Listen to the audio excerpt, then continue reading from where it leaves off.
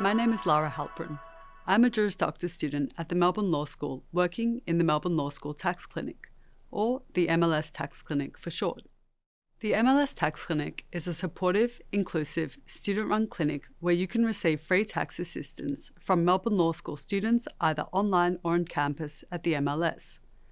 We are part of the National Tax Clinic program, a government-funded initiative to help people who may not be able to afford professional advice and representation with their tax affairs. Our students are supervised by a dedicated clinic supervisor and experienced tax practitioners. To apply for assistance, please see the application form on the MLS Tax Clinic website. Today, I will give you a brief outline of the distinction between a business and a hobby for individuals for tax purposes in Australia on behalf of the MLS Tax Clinic. This distinction is important because certain activities you carry out may generate assessable income, which needs to be reported to the ATO, and certain expenses you incur in relation to those activities may be deductible. In this presentation, I will discuss the class of persons that the business versus hobby distinction is important to. Secondly, the importance of this distinction. Thirdly, foundational legal principles. Fourth, steps to assist you in working out if you are in business. Then I will provide 2 examples to illustrate the law, and finally, I will provide further resources. The scope of this presentation is confined to individuals who earn money through continuous and repeated activities for the purpose of making a profit, so I do not discuss other entities. For example, in addition to your 9-to-5 job, shift work, or other regular working activities, you may be an online creator earning money or receiving gifts, running bootcamp sessions, teaching cooking classes, or selling handmade art. The distinction between business and hobby is important for tax purposes. The key differences relate to, first, declaring payments. Cash made from your hobby is not treated as income and is therefore not assessable by the ATO and does not need to be declared with the ATO. Contrastingly, income earned from running a business is assessable and must be declared to the ATO in your annual tax return. Secondly, claiming deductions. Expenses and losses incurred in undertaking your hobby are not deductible. Contrastingly, work expenses and losses may be deductible. Thirdly, keeping records. You do not need to keep records of your hobby for the ATO. However, it's good practice to keep records in case your circumstances change. You must keep records for your business for tax and other obligations. Fourthly, regarding an ABN, you are not eligible for an ABN for a hobby. On the other hand, it is not compulsory for businesses to register for an ABN. However, getting an ABN makes running your business easier, particularly if you need to register for other taxes like GST. Essentially, a hobby is a pastime or leisure activity conducted in your spare time for recreation or pleasure.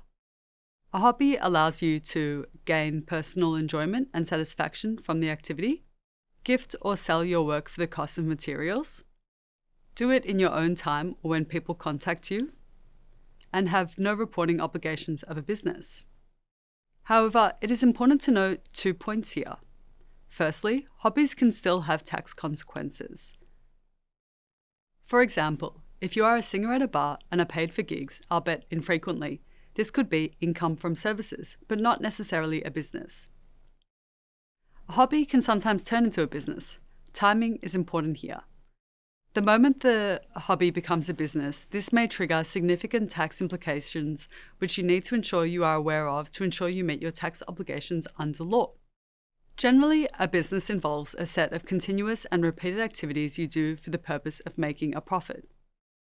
However, you do not need to be making a profit for your activities to be deemed a business under Australian tax law. Profit can be in monetary form, but it can also be made through other means, like being paid with goods or services, such as a barter deal. A one-off transaction can also be a business if it is either intended to be repeated and/or is the first step in starting a business. You can run one business or multiple businesses at the same time. A number of indicators are relevant to determining whether your activities constitute the carrying on of a business rather than a hobby. Those indicators are set out in the upcoming slide. For now, it is important to note that no single factor is decisive, rather all the indicators must be considered in combination and as a whole. Whether a business is being carried on is based on the overall impression gained after looking at all of the indicators, whether these factors provide the operation with a commercial flavour and the intention of the taxpayer undertaking it.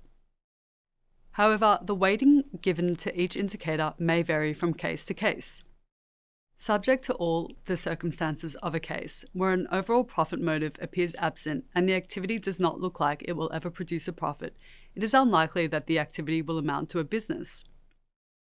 Australian courts have held that the following indicators are relevant to the question of whether your activities amount to the carrying on of a business. A. Whether the activity has a significant commercial purpose or character. This indicator comprises many aspects of the other indicators. B. You have more than just an intention to engage in business. C. Whether you have a profit-making purpose as well as a prospect of profit from the activity. D. Repetition and regularity of the activity. E. Whether the activity is of the same kind and carried on in a similar manner to that of the ordinary trade in that line of business.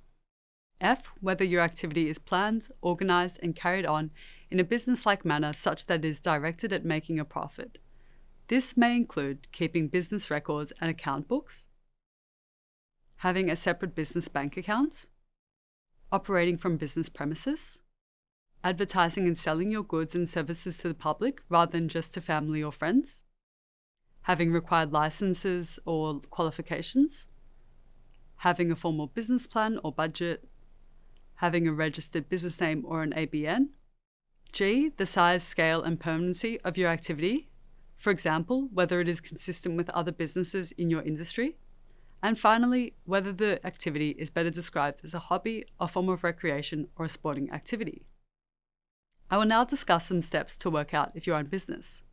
The first step involves identifying all the relevant related activities. For example, these include keeping records of sales and expenses, creating or enhancing industry contacts as part of an intention to make a profit, attending workshops or classes to maintain and develop skills and experience, obtaining and maintaining licenses and permits. If you rent out goods, everything you do to rent out those goods. If your activity is providing goods or services, everything you do in providing them. The second step involves assessing whether those activities amount to you carrying on a business. To do this, reflect on the indicators above and consider how your situation applies. I will now provide two fictional examples which illustrate the principles laid out. Example 1, Caroline's comedy. Caroline has a day job in marketing. 6 months ago, she started producing comedy sketches on Instagram for fun. Her followers love her, Instagram has started paying her for reels, and a car company has just given her a new car in exchange for a video promotion. Caroline sets up a weekly production schedule because she wants to make more money from her sketches. She also buys new equipment and pays for a semester of improv classes to improve her comedy and viewership. Caroline looks at these activities together and determines she is running a business because she has a profit-making intention, regularly completes these activities as per her schedule, and is taking classes to improve her profits and secure the permanency of her growing activities. The second example is Paolo's paintings. Paolo is an investment banker. Last year he took nighttime art classes and became an avid surrealist painter. Every Saturday morning Paolo paints, sometimes a full painting or sometimes only an outline. His friends and colleagues want to buy his paintings, but Paolo just paints for the love of art. Instead, he offers the option of a donation which only goes towards buying new paints. Paolo hasn't kept track of who he's gifted his art to. At this stage, Paolo's activities are considered a hobby because he has no profit-making intention, has no business plan and does not keep business records, and the size and scale of his art activities are very modest. In summary, if your activities constitute a business, then you will need to declare income earned from running your business in your annual tax return. You may also be eligible to claim work expenses and losses as deductions. You must keep records for your business for tax and other obligations.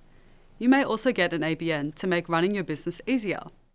If you are still unsure and would like further assistance understanding whether your activities constitute a business, you can book an appointment with the MLS Tax Clinic, learn more about the difference between a hobby and a business on the ATO's website. You can also read taxation rulings on situations like yours, for example, Taxation Ruling 9711 if you are in primary production, or Taxation Ruling 2005-1 if you are a professional artist. You could consult a qualified accountant, legal specialist, or business advisor to help you assess whether you're running a business or a hobby. You could consider obtaining a private ruling from the ATO. A private ruling protects you because it legally binds the ATO if it applies to you and you rely on it.